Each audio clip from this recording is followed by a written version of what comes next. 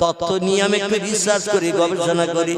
একটা লোকের নামে আমরা এতদিন জানতাম লোকটা সুনামি হলো, ভালো লোক হিসাবে আমরা তারে জানতাম, কিন্তু বর্তমানে একটা মসজিদ তৈরি হয়েছে মুর্শিদাবাদের বেলডাঙ্গায়, আর যে মসজিদটি তৈরি হয়েছে তার নামে, লোকটার নাম কি?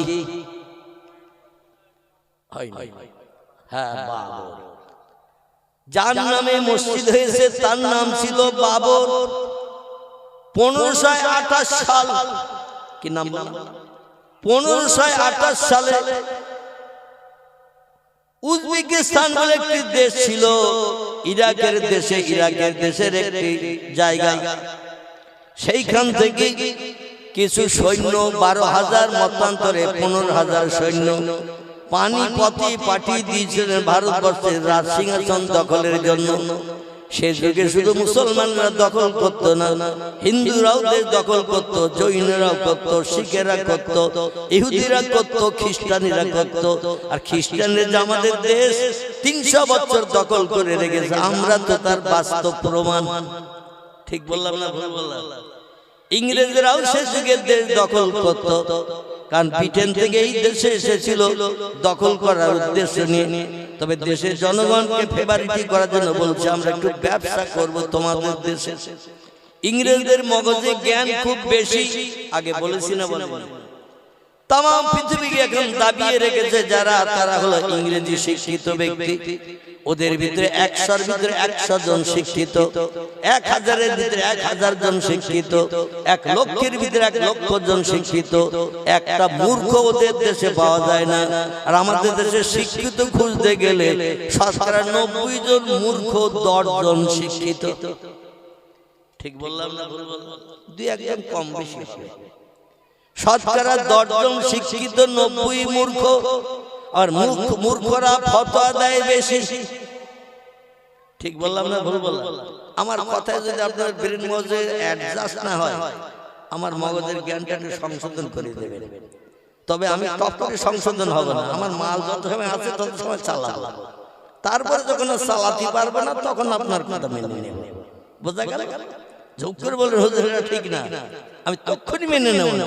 আমার মগজের মালগুলো আগে ঝাড়বো, ঝেড়িয়ে যদি আপনি কেটে দেন তখন আমার বাধ্য হয়ে মেনে নিতে হবে, আমি তখন মেনে নেব। এটা ওয়াদা করছি। আমার ভাইরা, 1528 সাল 12 মতান্তরে 15,000 সেনা পাঠিয়েছিলেন ভারতবর্ষের রাজ সিংহাসন দখলের জন্য। দেশটির নাম ছিল উজবেকিস্তান। কি নাম বললাম? উজবেকিস্তান বলে এখনো দেশ আছে, আগে ছিল, এখনো আছে। এই দেশে ফরগানা নামে একটা গ্রাম ছিল, গ্রাম। কি নাম বললাম? যেমন বসিরহাট থানা খিদিরপুর গ্রাম, বসিরহাট থানা কঠুর গ্রাম, বসিরহাট থানা লক্ষণকাঠি গ্রাম। ওই রকম উজবেকিস্তান শহরের পার্শ্ববর্তী একটি গ্রাম, গ্রামটির নাম হলো ফরগানা। যদি বলেন হুজুর কোন বই থেকে তথ্য দিচ্ছেন, বইটার নাম একটু বলি। বইটির নাম হলো দা ওল্ড ইন্ডিয়ান হিস্ট্রি। লেখকের নাম ডক্টর পি হিউট। কি নাম বললাম? লেখকের নাম হলো ডক্টর পি হিউট, বিখ্যাত একজন ইংরেজ সাহিত্যিক, যিনি অনেকগুলো বই লিপিবদ্ধ করেছেন। যারা অনেক বই লেখে এদের সাহিত্যিক বলা হয়। আর যারা কবিতা লেখে তাদের কি বলা হয়? কবিতা লেখে যারা কবি বলা হয়। আর যারা পুস্তক লিপিবদ্ধ করে এদের সাহিত্যিক বলা হয়। তো যাই হোক, এই সাহিত্যিক ছিলেন যেমন আমাদের ভারতবর্ষের সুনামী সাহিত্যিক বঙ্কিমচন্দ্র চট্টোপাধ্যায়। নাম শুনেছেন? বঙ্কিমচন্দ্র। ইনি আনন্দমঠ বলে একটা বই লিখে ভারতবর্ষের হিন্দু ভাইদের কলিজার টুকরা নয়নের মণি হিসেবে খেতাব পেয়েছে। ইংরেজদের সুনাম করলো জনমন গণমন অধিনায়ক জয় হে ভারত ভাগ্য বিধাতা। পাঞ্জাব সিন্ধু গুজরাট মারাঠা দ্রাবিড় উৎকল বঙ্গ, মানে ইংরেজরা রাজত্ব করছে, তাই ইংরেজদের সুনাম করেছে বঙ্কিমচন্দ্র চট্টোপাধ্যায়। ইংরেজদের আমরা এখন ভারতবর্ষে হিন্দু মুসলমান চক্ষু বেড়ে দেখি, কিন্তু রবীন্দ্রনাথ তাদের সুনাম করেছিল যাতে হিন্দুদের সঙ্গে দ্বন্দ্ব ফাসাদ না বাঁধায়, হিন্দুদের উপর অত্যাচার না করে। তাই হিন্দুদের ঘরে ছেলে ওদের সুনাম করলো, জনগণ মন অধিনায়ক জয় হে। এ জনগণের অধিনায়ক, আপনার জয় হোক, আপনার ভাগ্য খুলে যাক, ভারত ভাগ্য বিধাতা, ভারতের ভাগ্য বিধাতা আপনি। যাই হোক, আমি ওদিকে খুব বেশি লম্বা বলে আমি আসল বক্তব্যে যেতে পারবো না, মাঝখানে আবার শেষ করিয়ে যাবে, মানে বক্তা এসে যাবে, 9টায় আমার টাইম শেষ। আজকের একটু ক্লান্ত আছি, খুব লম্বা গাটা টানবো না, আমি 9টার ভিতরে ছেড়ে দেবো ইনশাল্লাহ, বক্তা এসে গেলে। তো যেটা বলতে চাচ্ছি সেটি হলো এই, হিন্দু মুসলমান আমরা ইংরেজদের চক্ষু বিড়ে এখন দেখতে পারি না, কারণ ভারতবর্ষের সমস্ত নামি দামি সম্পদগুলো এদেশের রাজত্ব চালানোর নাম করে সম্পদগুলো সব লুট করিয়ে নিয়ে ইংল্যান্ডে নিয়ে চলে গেছে। এমন করে সুনামীয় রাজমুকুট, কোহিনূর মুকুট, কোটি কোটি কোটি কোটি টাকা দাম, সেটা নিয়ে চলে গেছে ওদের দেশের মিউজিয়ামে এখনো রেখে দিয়েছে। এবং আকবর বাদশার আমলে ছিল নামি দামি শ্বেত পাথর এবং কষ্টি পাথর, নামি দামি পাথর ছিল যার কোটি কোটি কোটি কোটি টাকা দাম, সব নিয়ে ওদের দেশে চলে গেছে। দিল্লিতে যে কিছুদিন আগে একটা বোমা বাস্ট হলো না দিল্লিতে, জামে মসজিদের আগে, ওটার নাম কি? দিল্লি জামে মসজিদের আগে যে বিরাট উঁচু করে প্রাচীতে গড়া বাদশা শাহজাহান সেখানে বসে রাজত্ব পরিচালনা করত, নাম বলতে পারছি না, লাল কেল্লা। লাল কেল্লা কি নাম? লাল কেল্লার ভিতরে কোটি কোটি কোটি কোটি টাকার সোনা দানা হীরা জহরত দামি দামি জিনিস সব সংরক্ষিত ছিল, সব নিয়ে চলে গেছে, কিচ্ছু নাই। ওদের কাজ ছিল দামি দামি সম্পদ লুট করে নিয়ে যাওয়া। ভারতবর্ষের উচ্চ শিক্ষিত একজন ব্যক্তি ইতিহাসে লিখেছে, ইংরেজরা চিনির পানিও খেয়েছে, রুটিও খেয়েছে, খেয়ে ওরা মালা পর্যন্ত নিয়ে গেছে, শুধু ছোবড়া শুকনো গুলো রেখে চলে গেছে। মানে একটা ডাব বা নারকেল, নারকেলের মালার ভিতরে পানি থাকে না, এদেশের সম্পদের পানিগুলো খেয়েছে। তারপরে নারকেলের গায়ে শ্বাস থাকে না, শ্বাসগুলো বার করে খেয়েছে, মালাগুলো পর্যন্ত নিয়ে ব্রিটেনে চলে গেছে।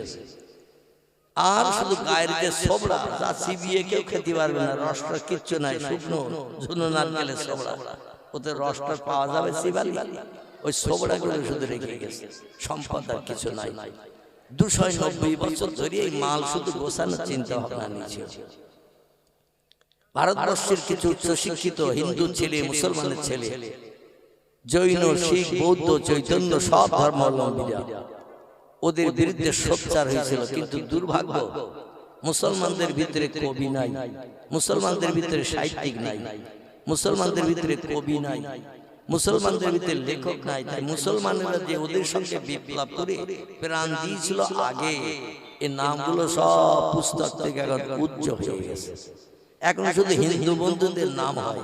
ক্ষুদিরাম ইংরেজদের বিপক্ষে বিপ্লব করেছে, বিনয় বাদল দীনেশ, ওরা হিন্দুদের ছেলে ইংরেজদের সঙ্গে বিপ্লব করেছে, এমন করে ফাঁসির কাস্টে ঝুলিয়েছে, প্রাণ দিয়েছে, অমুক করেছে, তমুক করেছে। আর আশফাকুল্লাহর নাম হিন্দু ভাইদের মুখে কোনোদিন আসে না। তিতুমিরের নাম, এই তিতুমির আছে না বাদুড়িয়া থানায়, তিতুমিরের বাসার কেল্লা, তার নাম আর ওদের মুখে আসে না। মাতঙ্গিনী হাজরার নাম আসে শুধু, মোহাম্মদ আলীর নাম আসে না, আহমদ আলীর নাম আসে না।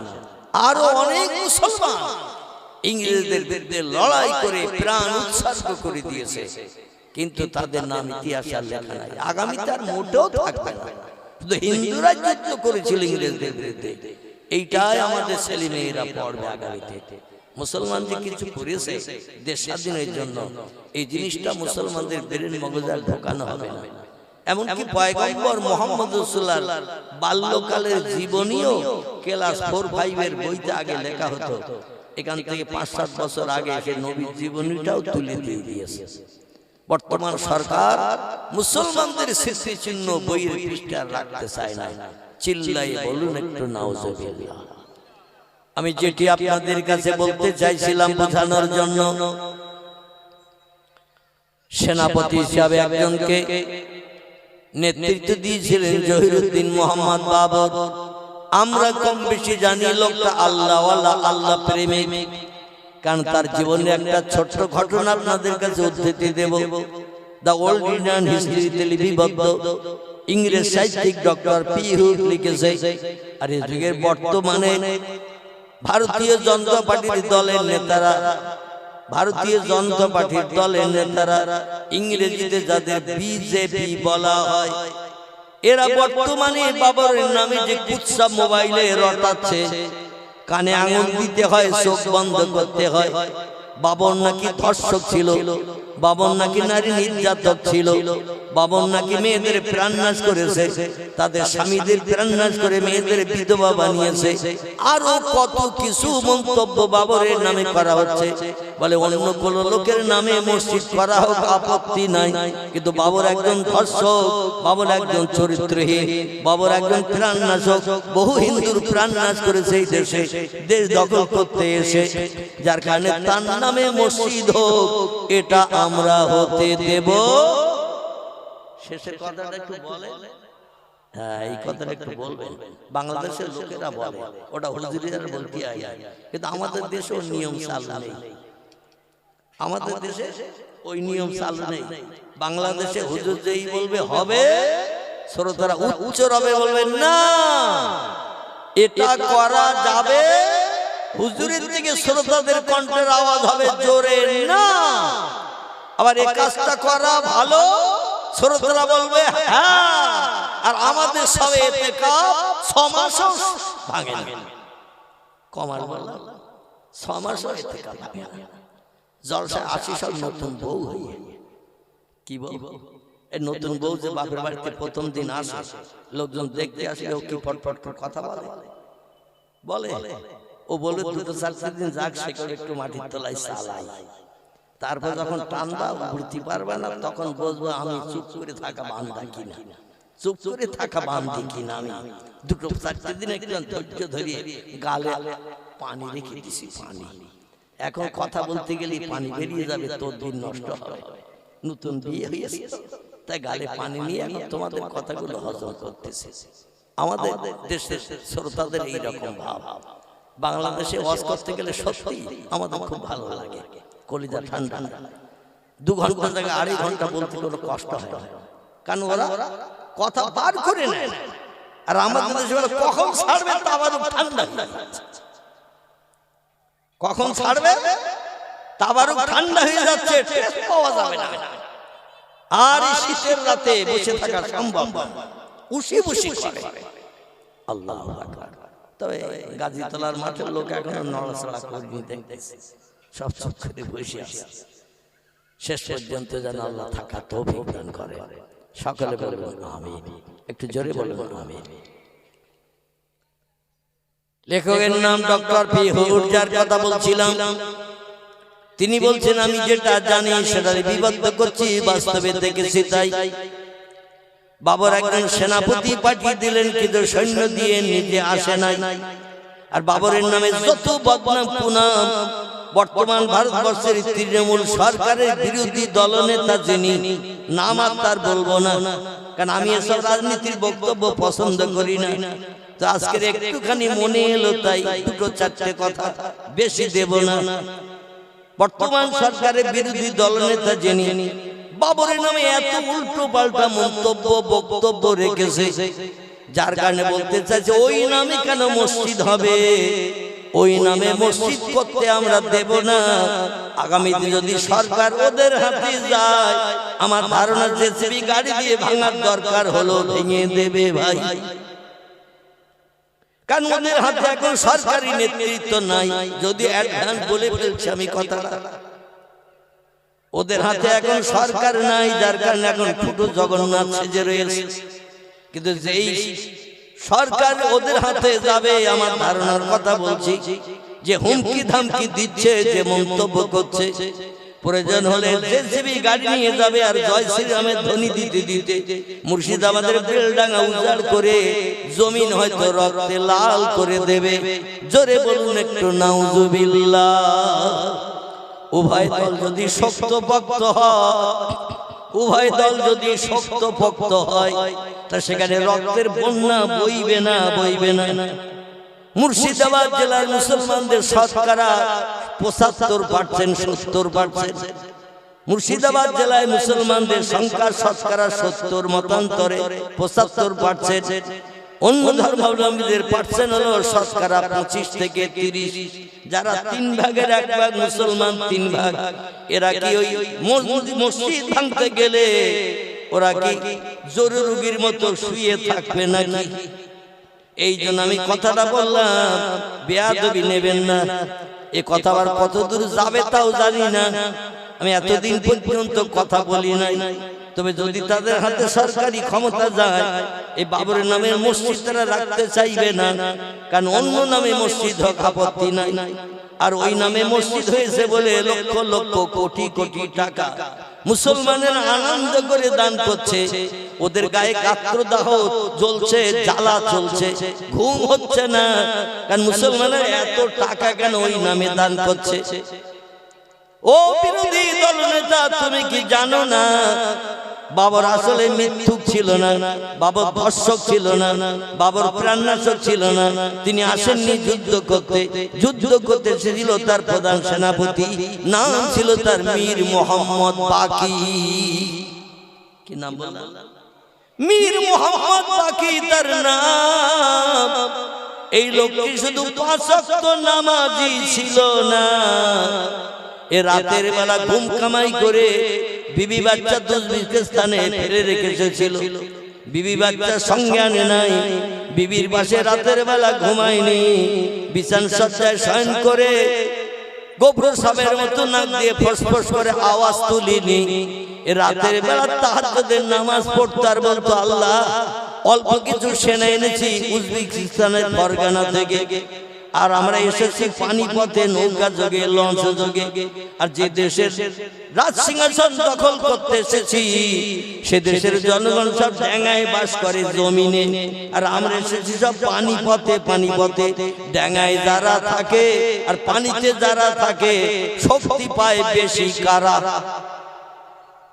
ডাঙায় যারা থাকে এরা তো শক্তি পায় বেশি, যখন তখন যে কোনো দিকে যে আক্রমণ করতে পারবে না, পারবে না। আর পানিতে যারা থাকে ওই পানি ছাড়া তো অন্য দিকে ওরা যেতে পারবে না। আর সাগর তো এইরকম পুকুরের মতো চতুর্দিকে করা নাই। সাগর একটা এদিক ওদিকে লম্বা, এদিক ওদিকে লম্বা। ঠিক বললাম না ভুল বললাম?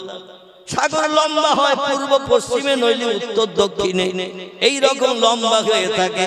পুকুরের মতো এরকম গোলাকার নয়, যার কারণে যে কোনো দিকে যে যুদ্ধ করার সুযোগ নাই। আল্লাহর কাছে হাত তুলে রাতের গভীরে 6 রাকাত তাহাজ্জুদের নামাজ আদায় করে তিনি আল্লাহরে ডেকে বলতেন, আল্লাহ আমরা ইমানদার মুমিন মুসলমান সংখ্যায় নগণ্য, তবে বদরের যুদ্ধে মুসলমানদের সৈন্য ছিল 313, ওহদের যুদ্ধে মুসলমানদের সৈন্য ছিল 1000, মুতার যুদ্ধে মুসলমানদের সৈন্য ছিল 6000। এমন করে আরো আরো যুদ্ধ যেগুলো ছিল, তবুকের যুদ্ধ ছিল, মুসলমানদের সৈন্য ছিল 8000। কিন্তু মুসলমানরা যুদ্ধ করে লক্ষ লক্ষ সেনাদের সঙ্গে মোকাবেলা করে 23টা যুদ্ধে একটা না জয়ী হয়েছে। জোরে বলুন একটু সুবহানাল্লাহ, নারায়ে তাকবীর। ইতিহাসে আছে না নাই মুসলমানদের যুদ্ধের কথা? ইতিহাসে আছে না নাই? আমি বলবো ওদের একটু মুসলমানদের হাদিস শরীফ আলগা করে পড়ো। মুসলমানরা ওই জনগণ বেশি নিয়ে যুদ্ধ করতে যায় না, ওদের অন্তরে একটা যন্ত্র মেশিন আছে, এর নাম কি বলেন তো? না হয় না, অন্তরে একটা মেশিন আছে, যন্ত্র আছে। এই মেশিনটার নাম হলো ঈমান মেশিন। কি মেশিন? ঈমান। ঈমান, ঈমান শব্দটি হলো আরবি ভাষা, এর বাংলা অর্থ হলো না দেখে খোদা বিশ্বাস করা। কি বিশ্বাস করা?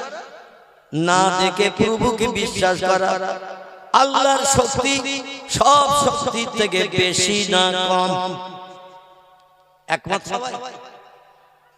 আল্লাহ বলেন ইন্নাল্লাহ আলা কুল্লি শাইইন কাদির, সব শক্তির ঊর্ধ্বে হলাম আমি। আমার মতো ক্ষমতা অতীতে কারো ছিল না, বর্তমানে কারো নাই, ভবিষ্যতে কারো হবে না না না।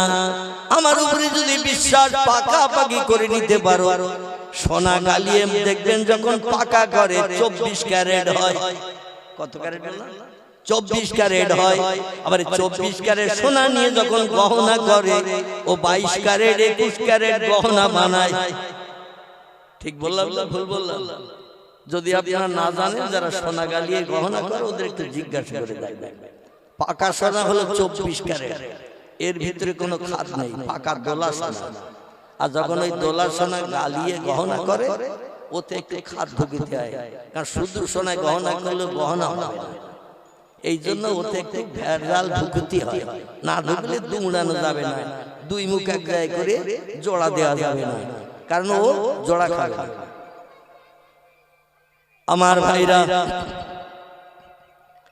এই পাকা সোনা ছিল পয়গম্বর মুহাম্মদ রাসূলুল্লাহ সাহাবীরা।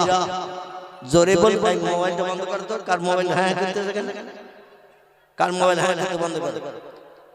আমার ভাইরা, বিশ্ব নবীর সাহাবারা হিজরতের 8 সালে নবীজির সঙ্গে মক্কা শরীফে বিদায় হজ করতে এসেছিলেন 1,25,000-এর মতো।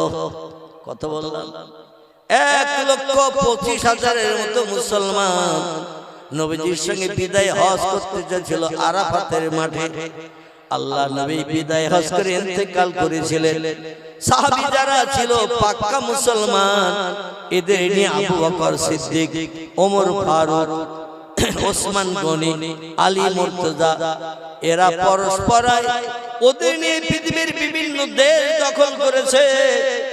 মুসলমানরা অর্ধেক পৃথিবীর বাদশাহিত্ব পেয়েছে এই পাক্কা ইমানদার মুসলমানদের দিয়ে যুদ্ধ করিয়ে। আগে প্রথম দাওয়াত দিয়েছে তাদের কাছে, আল্লাহ দুনিয়ায় বাস করবে, আল্লাহ নেয়ামত খাবে, আল্লাহর অনুদান বিবি বাচ্চা নিয়ে আল্লাহর জমিনের সংসার জীবনের সুখ ভোগ করবে। আর আল্লাহর মান্যতা দেবে না, স্রষ্টারে পূর্ব বলে মানবে না, স্রষ্টার কাছে মাথা নত করবে না। এটা যারা করতো না তাদের কাছে মুসলমানরা প্রথম কলেমার দাওয়াত দিতে এসেছিল। লা ইলাহা ইল্লাল্লাহু মুহাম্মাদুর রাসূলুল্লাহ। নবীজি তার জামানায় সাহাবীদের এইভাবে কলেমার দাওয়াত মিশরে পাঠিয়েছেন, সিরিয়ায় পাঠিয়েছেন, কুফায় পাঠিয়েছেন, বসরায় পাঠিয়েছেন, ইরাকে পাঠিয়েছেন, ইরানে পাঠিয়েছেন, দামেস্কে পাঠিয়েছেন, জর্ডানে পাঠিয়েছেন, তুরস্কে পাঠিয়েছেন, বিভিন্ন দেশে আল্লাহর নবী সাহাবীদের দিয়ে চিঠি পাঠিয়েছেন। আল্লাহ দুনিয়ায় বাস করছো, আল্লাহর নেয়ামত খাচ্ছো, আল্লাহর অনুদান বিবি বাচ্চা নিয়ে সংসার জীবনে সুখ ভোগ করছো, আল্লাহর জমিনে চাষবাস করে ফসল উৎপন্ন করে জীবন ধারণ করছো।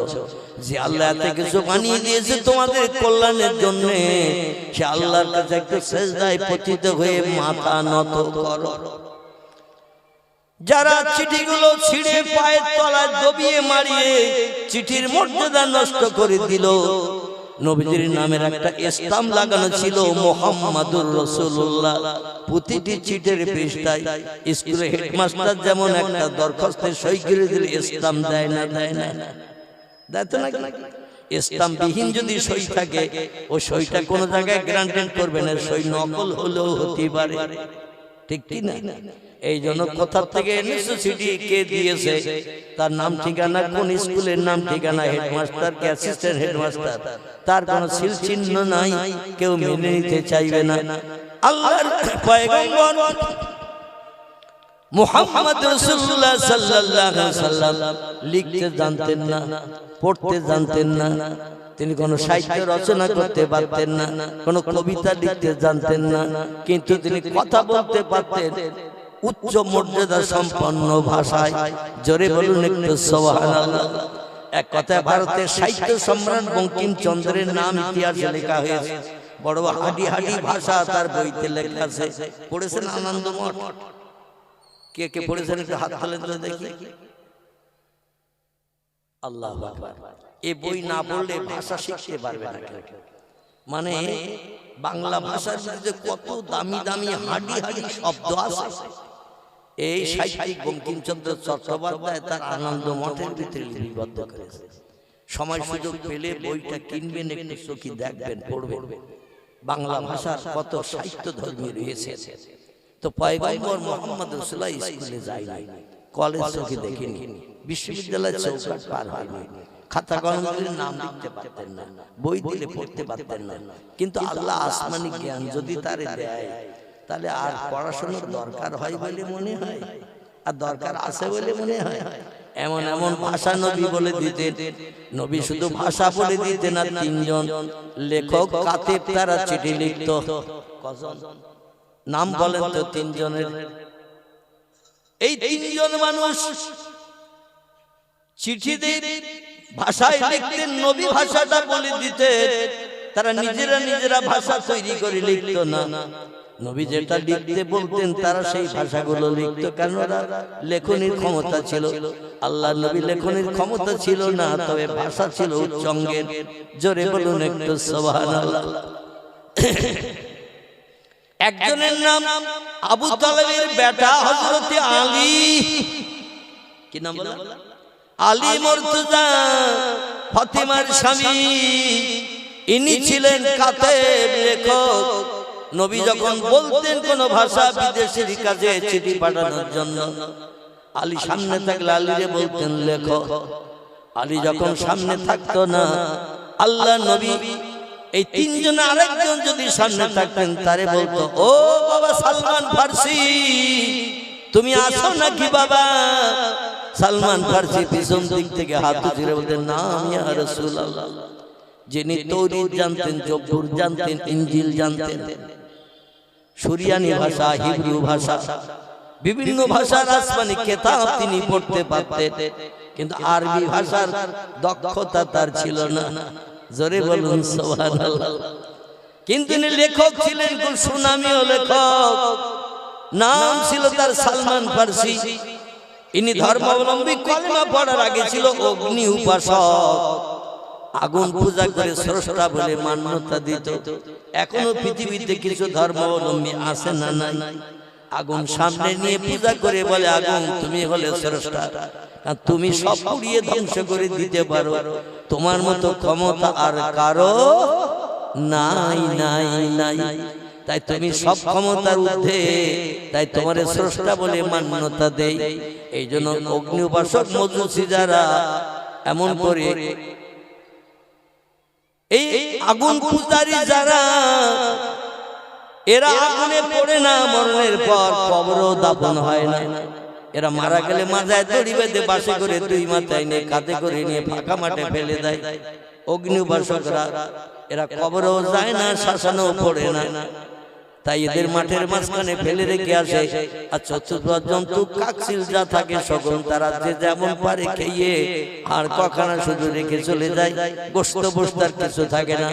এই ভারতবর্ষের প্রথম নারী প্রধানমন্ত্রী ছিলেন যিনি, নাম ছিল তার শ্রীমতী ইন্দিরা গান্ধী।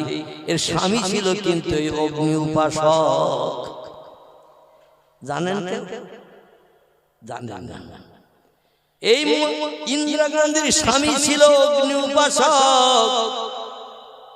এর স্বামীর নাম ছিল ফিরোজ। ফিরোজ নামটা মুসলিম নাম না? ফিরোজ, ফিরোজ নাম। এই ফিরোজ গান্ধী বলা হতো মহাত্মা গান্ধী, তার বাবা জওহরলাল নেহরু মুসলমানের এই শিখ বিশেষ করে এই অগ্নি উপাসককে বিয়ে করার কারণে, ফিরোজ নামের ছেলেটারে বিয়ে করার কারণে জওহরলাল নেহরু মেয়েটারে মেনে নিতে চাইনি। বিয়ে করবি হিন্দু ছেলেকে, বিয়ে করবি খ্রিস্টানের ছেলেকে, বিয়ে করবি ইহুদি ছেলেকে, বিয়ে করবি বৌদ্ধ ছেলেকে, তো তুই কেন অগ্নি উপাসকের ছেলে বিয়ে করলি?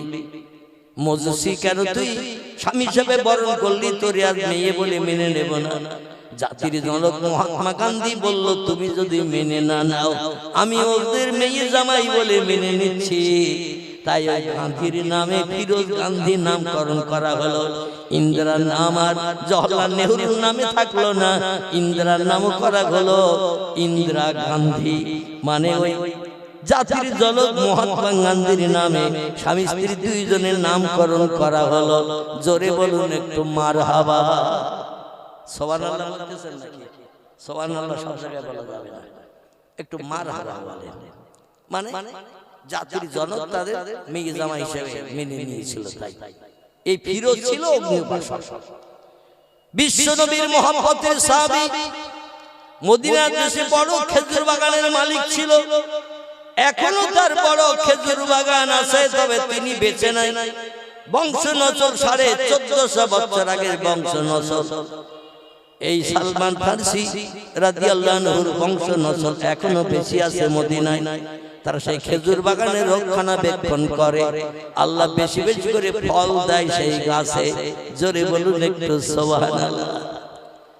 বিখ্যাত অগ্নিউপাসক পূজারী ছিল সে। তৌরাতের পুরো জ্ঞান রাখতো, জবুরের পুরো জ্ঞান রাখতো, ইনজিলের পুরো জ্ঞান রাখতো। তবে তিনটি কিতাব এসেছে আখিরি জামানার পয়গম্বরের নাম তার ওমা মুহাম্মাদুন ইল্লা রাসূলুন। আল্লাহ কোরআনের 22 পারা সূরা আহজাবে নাম কোট করেছেন। আমি মুহাম্মদ নামধারী একজন ব্যক্তিকে রাসূল করে, প্রফেট করে, মেসেঞ্জার করে, পথ প্রদর্শক, বার্তাবাহক, শান্তির অগ্রদূত, রাহমাতুল লিল আলামিন করে, দয়ার সাগর, করুণার আধার করে বিশ্ববাসীর মুখে হাসি ফোটানোর জন্য সর্বশেষ একজন মহামানব পৃথিবীতে পাঠালাম। তার নাম দিয়ে দিলাম মুহাম্মদ। কি নাম? অথর্ববেদের 8 নম্বর শ্লোক, 3500 বছর আগে বেদ লেখা। মনীষী ব্যাসদেব 3500 বছর আগে জঙ্গলে তপস্যা করে সিদ্ধি সাধনা করে ইলহামের মাধ্যম দিয়ে যে তত্ত্ব বেদে, সেগুলো বেদের পৃষ্ঠায় লেখা। আমরা যারে বলি ওহি, হিন্দু ভাইরা তারে বলে ইলহাম। কি বলে? আমরাও তারে ইলহাম বলি। ওরা বলে আসমানি গায়বী আওয়াজ, স্রষ্টার তরফ থেকে স্রষ্টার উপাসনা করেছে। অধিকাংশ ধর্মীয় যাজকেরা তারা মাটির তৈরি প্রতিমার কাছে মাথা নত কোনোদিন করেনি।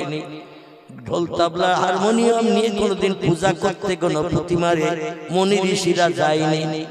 হিন্দু ধর্মের ভিতরে লিপিবদ্ধ আছে স্রষ্টা তিনি, যার কোনো আকার নাই। স্রষ্টা হলেন তিনি, যারে দেখতে পাওয়া যায় না। স্রষ্টা হলেন তিনি, যার স্ত্রী নাই, পুত্র নাই, সন্তানাদি নাই। তিনি হলেন স্রষ্টা। এখন ওরা তো স্রষ্টার মেয়ে লক্ষ্মী, কালী, দুর্গা, সরস্বতী বানিয়েছে, আবার ছেলেও বানিয়েছে অনেককে। গণেশ আছে, বিশ্বকর্মা আছে, আরো অনেক আছে ছেলে। স্রষ্টার কি ছেলে আছে বলে মনে হয়? আছে।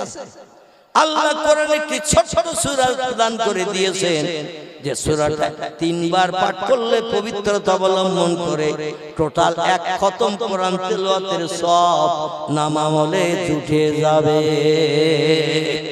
নারায়ে তাকবীর। এই সূরাটা 3 বার পড়তে খুব বেশি সময় লাগলে 4 মিনিট। কম মিনিট বললাম? 4 মিনিট সময় লাগবে সূরাটা 3 বার পড়তে। বিসমিল্লাহির রহমানির রহিম। কুল হুয়াল্লাহু আহাদ আল্লাহুস সামাদ লাম ইয়ালিদ ওয়া লাম ইউলাদ ওয়া লাম ইয়াকুল লাহু কুফুয়ান আহাদ। তাড়াতাড়ি যদি পড়েন 1.5 মিনিটে পড়া হয়ে যাবে। আমি একটু মাখরেজ করে পড়লাম যাতে আপনারা আবড়াতে পারেন, তাই এই জন্য একটু সময় লেগে গেছে বেশি। আর জোরে পড়লে কুল হুয়াল্লাহু আহাদ আল্লাহুস সামাদ লাম ইয়ালিদ ওয়া লাম ইউলাদ ওয়া লাম ইয়াকুল লাহু কুফুয়ান আহাদ। কম মিনিট লেগেছে? 1 মিনিট লাগেনি। ঠিক বললাম না? এই সূরাটা 3 বার যদি কোনো ব্যক্তি পবিত্রতা অবলম্বন করে পাঠ করে, 1 খতম কোরআন তেলাওয়াতের সওয়াব আল্লাহ তার নাম আমলে লিপিবদ্ধ করেন। জোরে বলুন একটু সুবহানাল্লাহ। এই সূরা আল্লাহ তার পরিচয় দিচ্ছেন, আমার সম্পর্কে তোমরা কোনো ধ্যান ধারণা করে ছেলে মেয়ে যেন বানিও না, আমার বউ কারো বানিও না, আমার মা কারো বানিও না, বাচ্চা কাচ্চা কারো বানিও না। সূরাটার মানে মতলব একটু শোনো আর জানো, কিন্তু জীবনে মানে জানার চিন্তা নেই, জীবনে পড়তেও চাই নেই। শুধু ছোট সূরা পড়লে 1 রাকাত নামাজ হয়, তাই কুল হুয়াল্লাহু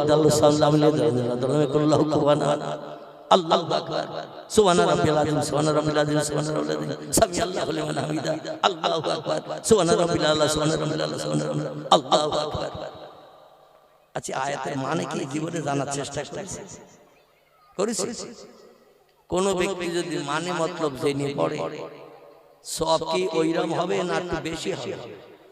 10 গুণ থেকে 70, 70 থেকে 700 গুণের সব আল্লাহ মানে জেলে পড়লে আপনার নাম আমলে থলিতে শ্রীবৃদ্ধি করে লিপিবদ্ধ করে দেবে। নারায়ে তাকবীর। আল্লাহ বলেন কুল, আরবিতে ছোট কাপ দিয়ে কুল মানে হলো খাও। কুল মানে কি? ছোট কাপ দিয়ে কুল, কাপ দুটো, একটা ছোট কাপ আর একটা ছোটর উপরে কি বড়। একটা কাপ হলো ছোট, যার নোকতা টোকতা কিছু নাই, আর একটা কাপ হলো বড় কাপ, এর মাথায় দুটো নোকতা আছে না একটা। পরে মোটা হাত দেননি তো নোকতা কটা বলবেন কি করে? ঠিক কথাটা বলবো। যদি বলেন একটা, তাহলে কাপ হবে না, ফে হবে। কি হবে? কাপ আর ফে, অক্ষর দুটি একই রকম মেকার দেখতে, কিন্তু ফের মাথায় নোকতা কটা? একটা। আর বড় কাপের মাথায় নোকতা দুটা। কাপ দিয়ে কালবুন মানে হলো পুকুর, ছোট কাপ দিয়ে কালবুন মানে হলো পুকুর, বড় কাপ দিয়ে কলবুন মানে হলো আত্মা, প্রাণ। এই জন্য বড় কাপের উচ্চারণ আলাদা, ছোট কাপের উচ্চারণ আলাদা।